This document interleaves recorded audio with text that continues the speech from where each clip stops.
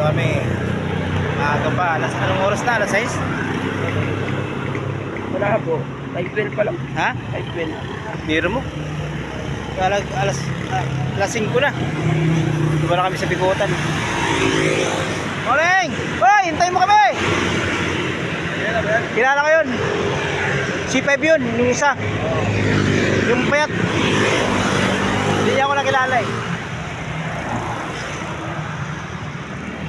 Wala ko dito kilala. Diba nakasama ko.